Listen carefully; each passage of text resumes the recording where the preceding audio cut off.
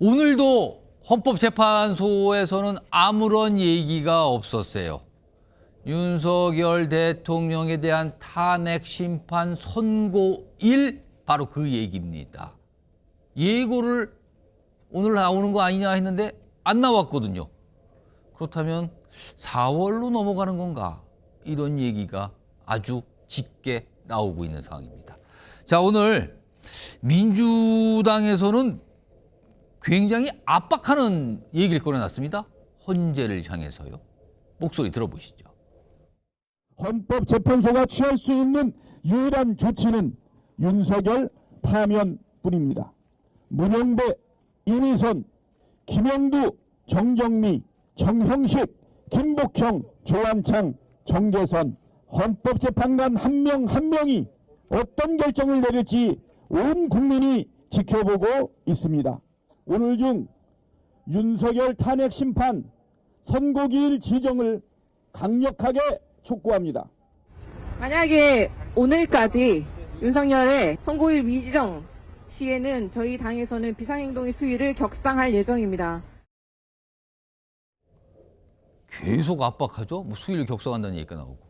일단 선고 날짜 관련된 내용 좀 한번 보겠습니다. 달력이 좀 준비되어 있는데 이번 주가 이제 슈퍼위크라고 그랬잖아요. 사법 슈퍼위크. 근데 월요일 한덕수 국무총리 탄핵 심판 선고 나왔죠. 기각으로 나왔고요. 오늘입니다. 이재명 대표 선거법 사건 2심 선고. 오늘 무죄로 나왔고요. 내일은 헌재가 이제 일반 사건 선고, 정기 선고하는 날이라고 그래요. 그럼 이날은 뭐 아무리 봐도 아닌 거잖아요.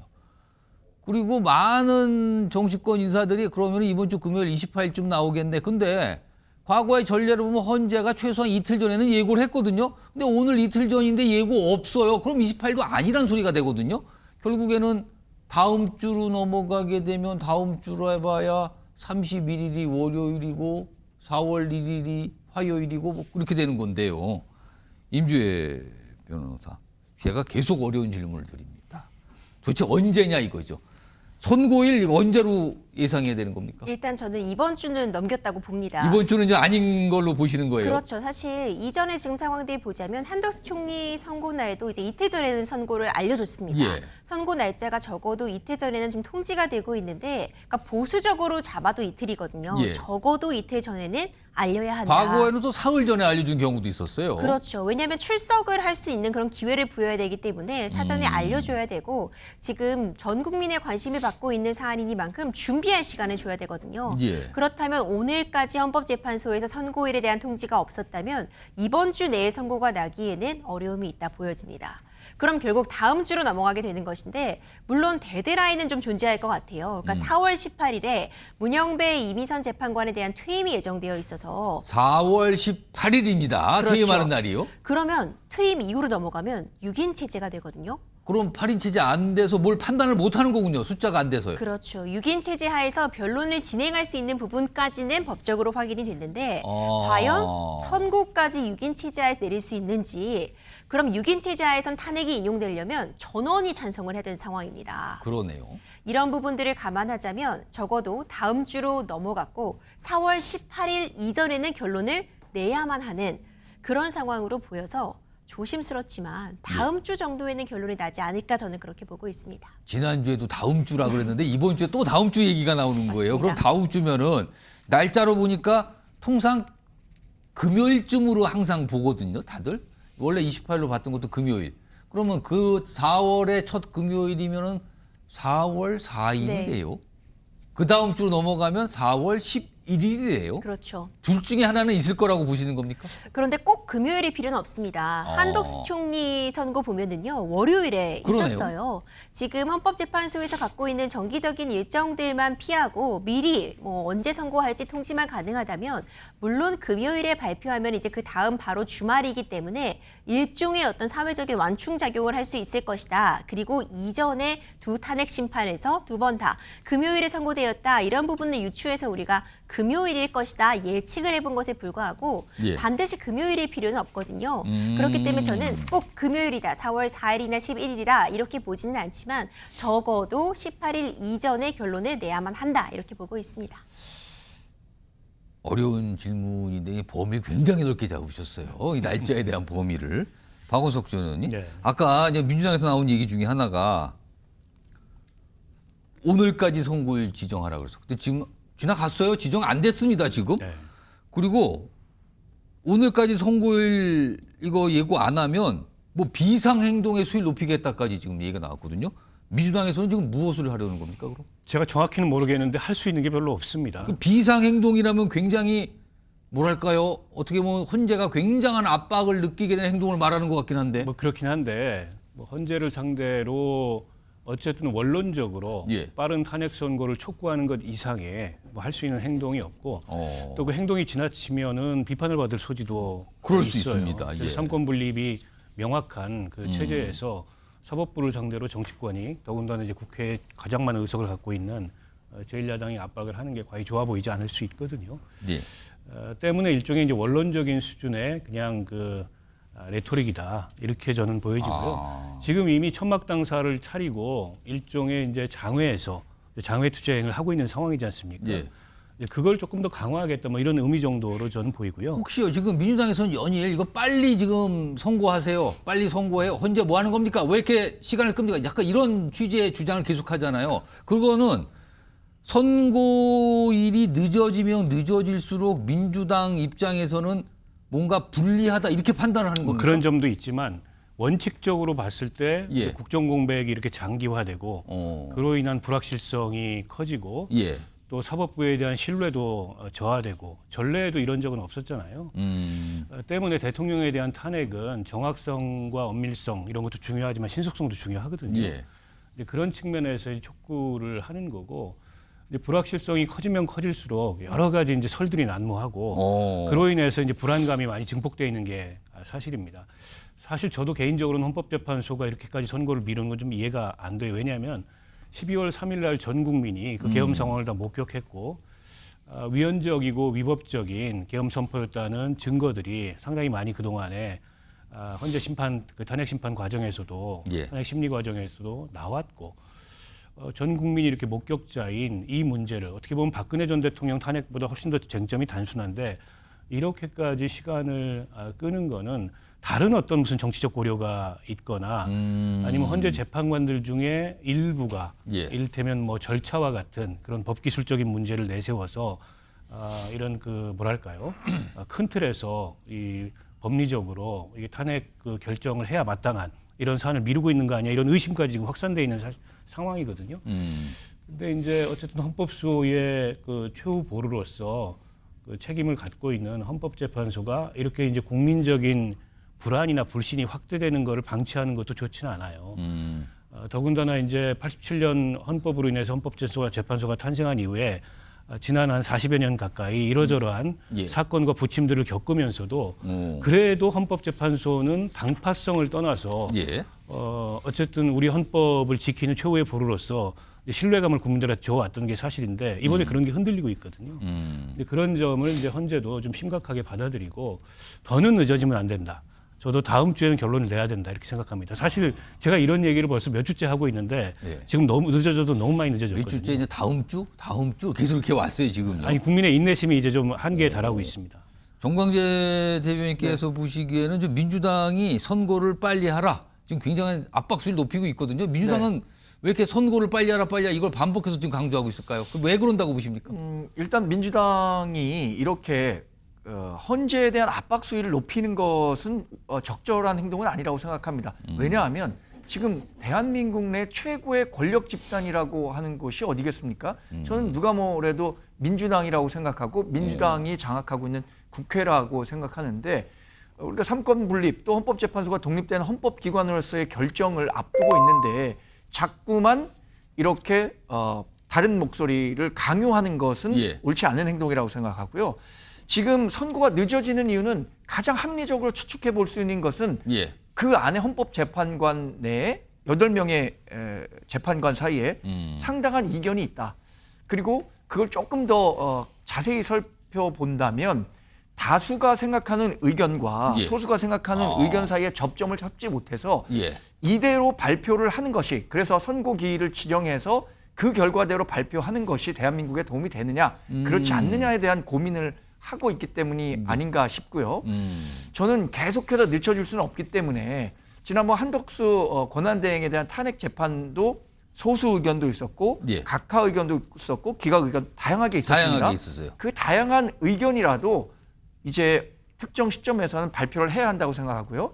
그게 4월 18일이라는 물리적 마지노선이 있는 겁니다. 지금 변호사님 말씀하신 것처럼 4월 18일 이후에는 두 분의 재판관이 임기가 마치는데 두 분 다 대통령 추천 몫이라는 특징이 있어요. 예. 그러면 대통령 권한대행이 적극적인 인사권을 행사하기 어렵다라는 측면 때문에 예. 헌법재판소가 공전할 수밖에 없는 상황에 놓이게 되거든요.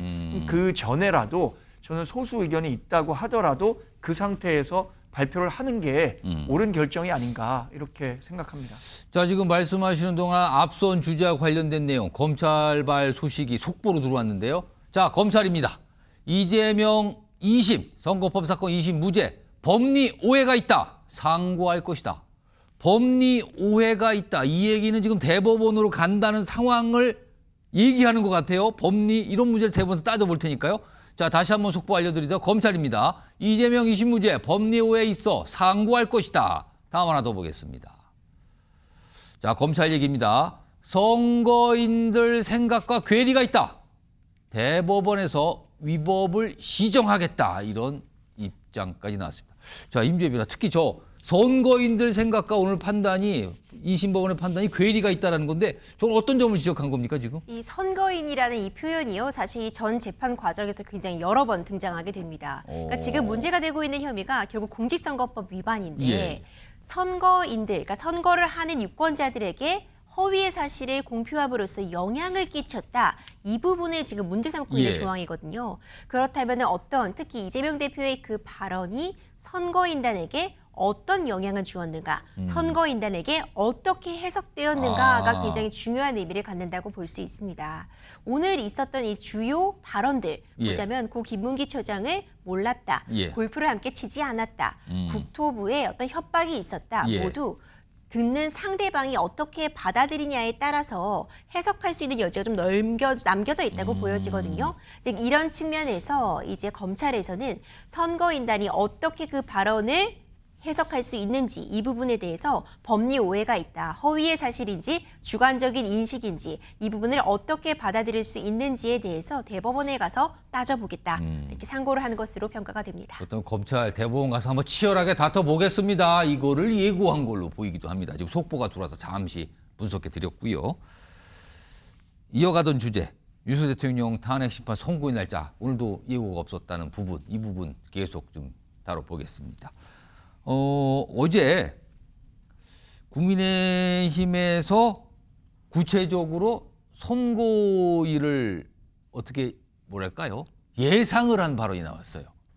언제쯤 될 것 같은데요. 그러면서 이유는 이렇고요. 뭐 이런 설명이 나왔거든요. 들어보겠습니다.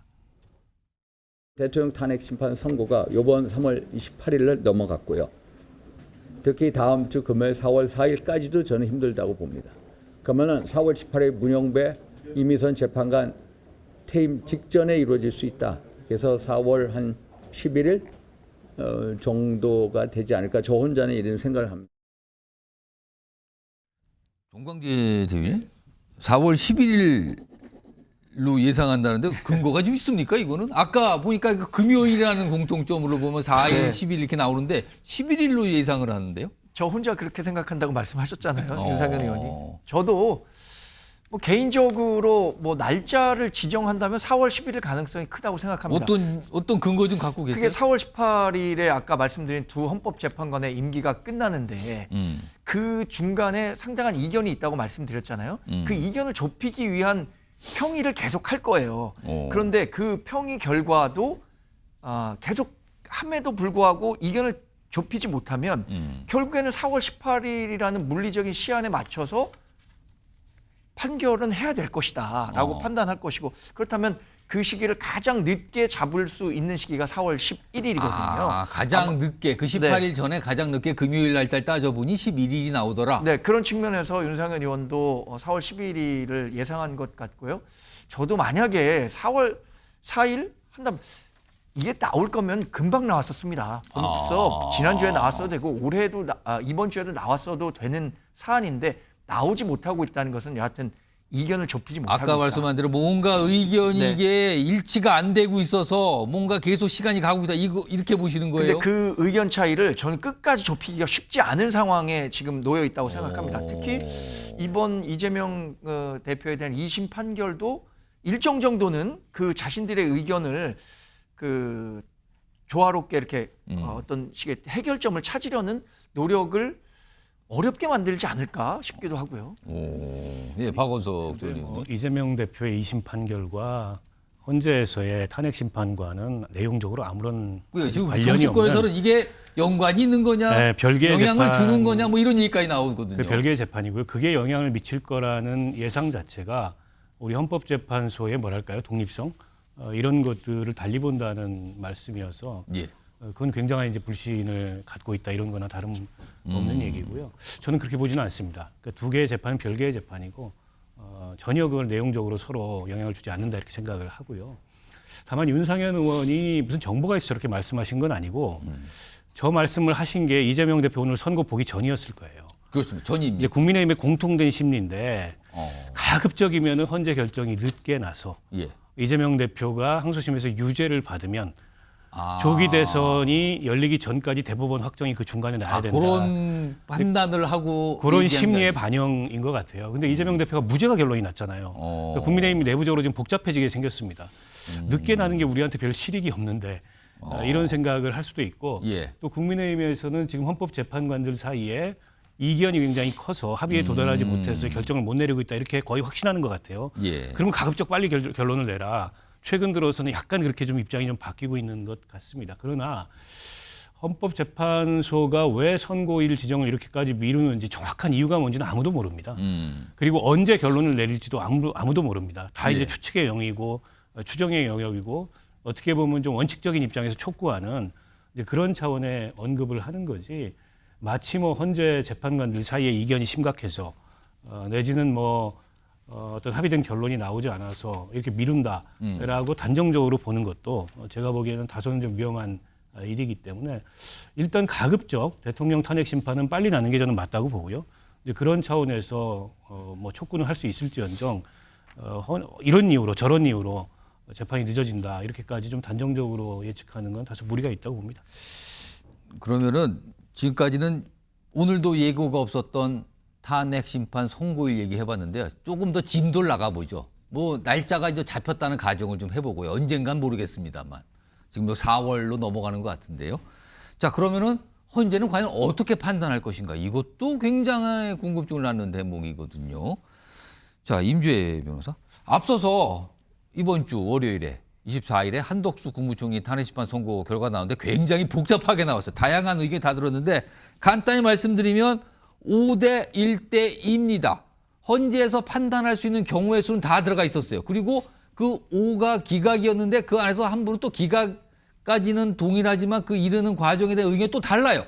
그래서 네 갈래로 갈려졌다는 평가를 받고 있는데 한덕수 국무총리 탄핵심판 선고 결과로 봤을 때 윤석열 대통령에 대한 이 선고 결과 이거 뭔가 힌트를 얻을 수 있는 거 아니냐?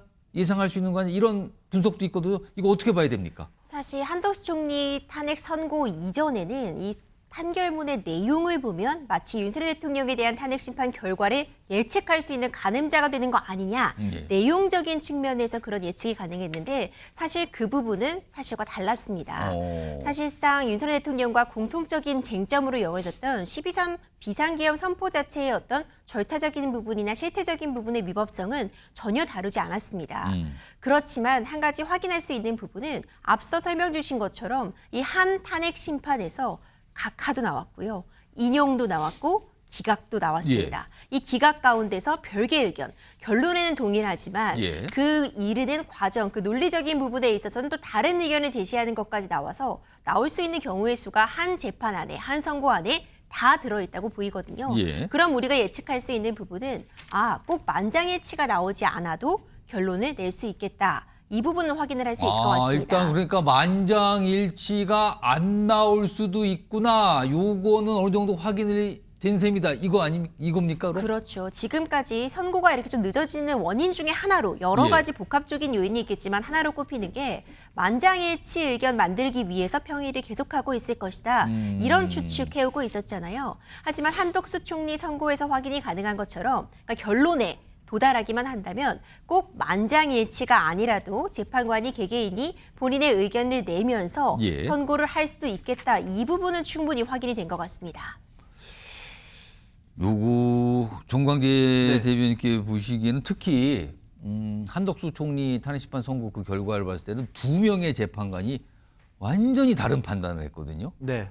인용을 한 재판관도 있지만 기각을 하면서 완전히 다른 의견을 낸 네. 재판관도 있어요. 그래서 아니 이거는 같은 사안인데 전혀 다른 지금 화면에 소개되고 있거든요. 김복현 재판관, 정계수 재판관 약간의 어떤 성향도 다른 걸로 평가받는 수 재판단인데 완전히 다르게 특히 저 헌법재판관 임명 보류권에 대해서는 다르게 판단했어요. 네. 이건 어떻게 좀 봐야 될까요?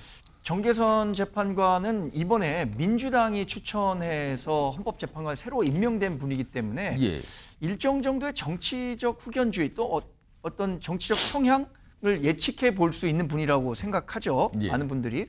근데 김복형 재판관 같은 경우에는 대법원 추천 몫이었기 때문에 우리가 중도 보수라고 생각했는데 저렇게 강경한 의견을 낼 거라고는 생각하지 못했던 것 같습니다. 근데 두 분의 의견이 법리적으로 굉장히 충돌하기 때문에 앞으로 윤석열 대통령의 탄핵 재판과 관련해서도 두 사람이 같은 목소리를 낼 수 있을까? 저는 그거 굉장히 어렵다고 봅니다. 그것도 역시 뭔가 다른 판단을 하고 있는 거 아니냐라고 네. 좀 추정하시는 거예요. 그래서 지금 뭐 상당한 이견이라고 제가 말씀드렸는데 예.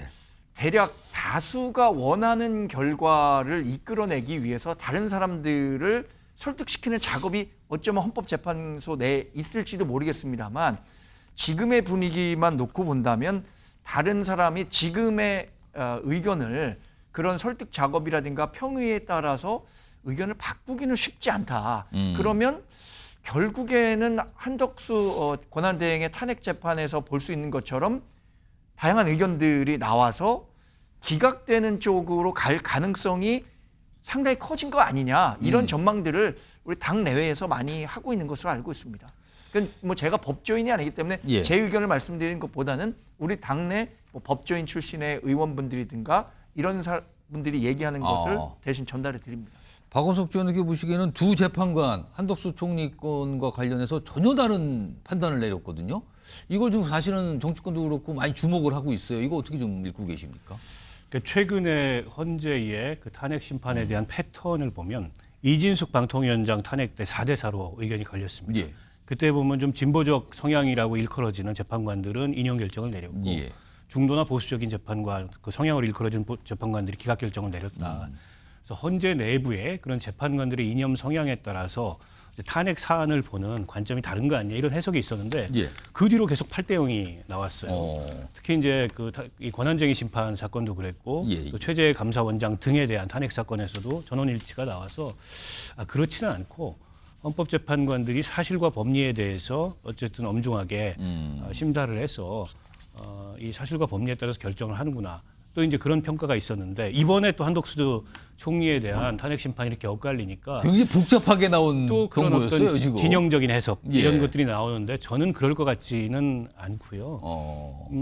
과거에도 뭐 그 헌법재판관들 관에 전혀 다르게 이 법을 해석하는 경우들이 있었기 때문에 이번이 거의 유일하게 이례적이다 이렇게 볼 수는 없을 것 같아요. 다만 한덕수 총리 탄핵 심판에서 윤석열 대통령하고 탄핵 소추 사유가 연결된 게 어쨌든 그 비상계엄에 공모했거나 묵인했거나 방조한 혐의 그에 대해서 어떤 판결을 하느냐 이걸 예. 유심히 봤는데 내용적인 판단을 하지 않고 그렇습니다. 한덕수 총리가 거기에 적극적으로 어떤 그 행위를 했다고 볼 만한 증거나 예, 예. 객관적인 자료가 없다 이거거든요. 근데 한번 생각해 보시죠. 만약 그 국무회의가 이 비상계엄 절차에 따라서 정상적으로 열린 국무회의였다면 총리가 적극적인 역할을 하지 않을 수가 없거든요. 총리가 건의하도록 되어 있거든요. 예, 예. 그리고 한덕수 총리가 헌법재판소에 나와서 일관되게 얘기한 거는 그 정상적인 국무회의가 아니었다. 근데 그게 이제 핵심적인 소추 사유입니다. 윤 대통령에 대해서. 그 이외에도 4개의 소추 사유가 있고 5가지 소추 사유가 있는데 헌법재판관이 순수하게 법리로서만 봤을 때 그 예. 5가지 소추 사유에 모두가 기각 결정을 내릴 수 있을까요? 저는 거의 불가능하다고 봅니다. 그래서 많은 법률 전문가들이 절차적인 문제로 이게 결심이 늦어지는 헌법재판관이 일부 있을 수는 있어도 법리로만 접근을 했을 때 그 5가지 소추 사유 전부에 대해서 기각이다 이렇게 볼 가능성은 없다. 그래서 뭐 김복형 재판관과 정계선 재판관이 한덕수 총리 그 탄핵 심판에서 상반된 의견을 표했다 그래서 윤 대통령 이 탄핵 사유 사건에 있어서도 그럴 것이다라는 것도 제가 보기 근거 없는 추측에 불과하다 이렇게 봅니다.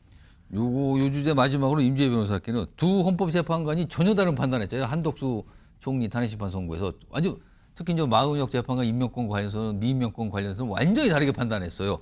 법조계에서는 어떻게 좀 보고 있습니까? 그 근데 상황을? 저는 그것이 바로 헌법재판의 특성이라고 생각을 합니다. 그러니까 누가 생각해도 동일한 결론이 나올 상황이라면 분쟁 상황이 발생하지도 않을 겁니다. 그렇다면 법원이 있을 이유도 없고요. 예. 결국 한 사안에 대해서 그러니까 법과 양심에 따라 법관들은 이제 판단을 하게 되지만 이 사안이라는 것이 어떻게 바라보느냐에 따라서 달리 판단하는 여지는 있다고 보고요. 그렇기 때문에 어떤 완충 작용 등의 전치들을 다 두고 있습니다. 그러니까 탄핵을 하려면 과반수의 찬성으로 탄핵을 할 수 있는 것이 아니라 6인의 찬성이 필요하도록 해두었고요. 각하를 하려고 해도 과반수, 그러니까 8인 체제라면은 4인이 각하를 해야지 각하가 되는 그런 절차들이 마련되어 있는 게 바로 법치주의라고 보거든요. 그렇기 때문에 당연히 한 사안을 놓고도 정반대의 판단도 내릴 수 있다. 저는 그렇게 보고 있습니다. 알겠습니다. 예고가 오늘도 없어서 또 기다려봐야 되는 상황입니다. 일단은 다음 주로 넘어가는 것 같기도 하네요.